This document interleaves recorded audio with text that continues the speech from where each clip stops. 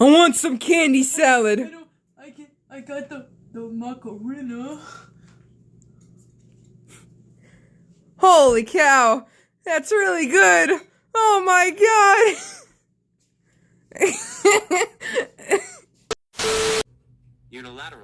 Unilaterally. Oh. Unilaterally means used to indicate that something is done by only one person, group, or country involved in a situation with the agreement of others. An example being, in 1996, the region unilaterally declared independence. So Mick didn't want to leave. They just said, hey, fuck you, old man. So that sucks.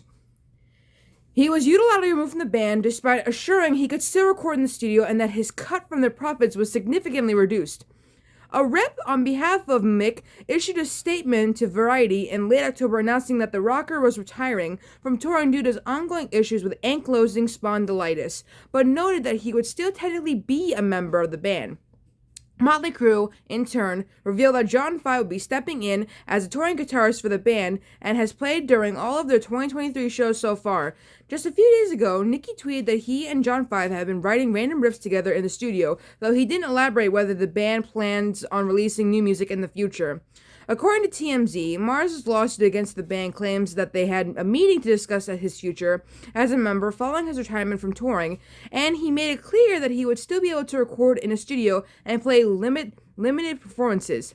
He asserted that his bandmates unilaterally removed him from the group and reduced his cut from its profits from 25% to 5% since he'd no longer be touring.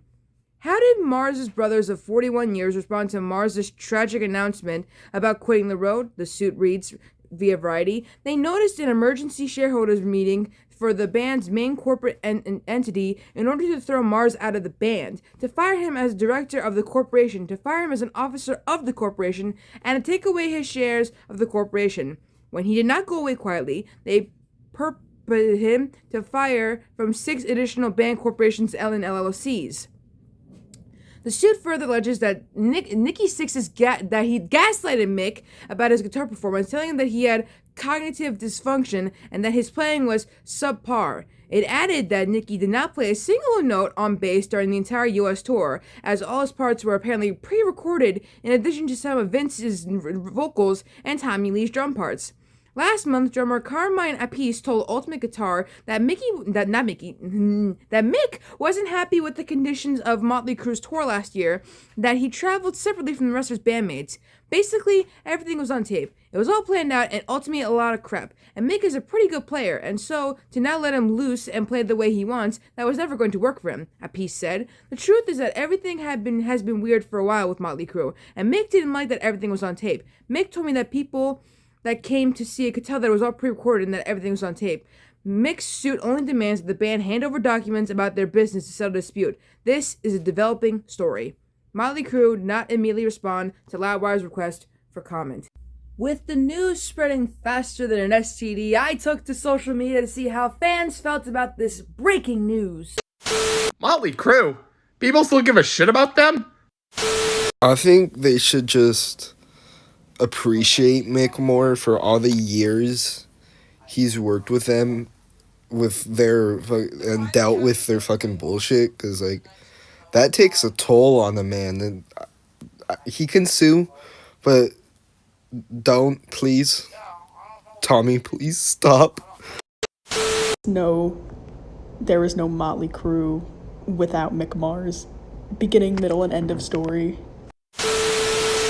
So, yeah, what crazy stuff, man. What the, okay. Now, I did once see an April Fool's prank about how they were going to replace Mick with some dude, and not Mick with some dude, Vince with some dude that I didn't even know. And I was really mad about it, and then I realized it was a prank, and I got pranked. But what I wanted to really say in that video, if it was real, was that Mötley Crüe should retire. This is like they retired like 3 times. I don't think they know what the word retire means, alright?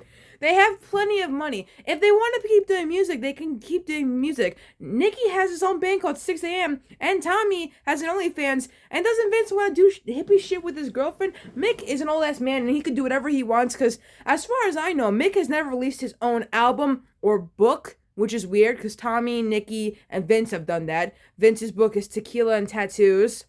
Nicky's books are Heroin Diaries, The First 21, and other stuff. And then Tommy has, I think, a book called Tommyland, but Mick doesn't have anything besides The Dirt. But The Dirt is the whole band. It doesn't really count as his book. Honestly, though, where do I stand on this? All right. Where do I stand on this? I'm on Mick's side, guys. I have watched, a bit of the new tour with John 5, and I mean no disrespect to John 5, but Mick is just better. I have seen newer versions of Mick performing, and he does like a decrepit skeleton, but he still sounds pretty good. I'm not insulting him. I'm literally just saying that he sounds really, really good. And, he still sounds like Mick. Granted, yeah, it's a bit slower when he does the guitar solo for Home Sweet Home, but he's still got it in him, guys. Like, come on now. He's still Mick Mars. Like, come on now. He's been with the band for so long. He had to deal with those knuckleheads for a long time, Freaking shoving toothpaste of girls' hoo-ha. Like, come on, man. And then, stuff like that. Like, we've seen The Dirt. We saw what they did to Mick's hotel room. Very rude. So, yeah. I want Mick to sue them. Honestly, I want Mötley Crüe to retire for good. If you don't remember, if you don't know how many times they retired, it was 2005, 2015, and then 2019, which was when The Dirt came out. So very ironic, but sue the hell out of them, Mick. You got this, bro. I believe in you, man. Sue the hell out of them. Again, though, I don't know if this is legit. I'll just say right now that it's alleged. If it's true, though, you get him, Mick. You get him. You had to deal with them for, 41 years, bro. Alright? You had to deal with them for a very long time. You deal with their bullshit, bro. You deal with their bullshit. You got this, bro. Alright, as I edit this video, Mötley Crüe came forward. Well, not Mötley Crüe. I'm talking mainly just Vince, Tommy, and Nikki, because it ain't Mötley Crüe without, Mick. Alright? I don't want to hear none of that.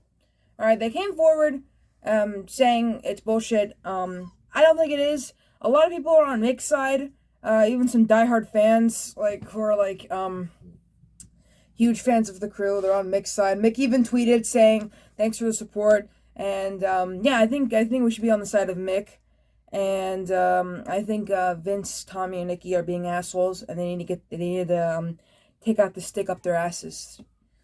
I mean, geez, guys, come on. You already have so much money. People buy your albums and shit. They pay good money for your cassette, to find cassettes and stuff like that. Why you gotta make it be like that, bro? So, yeah. I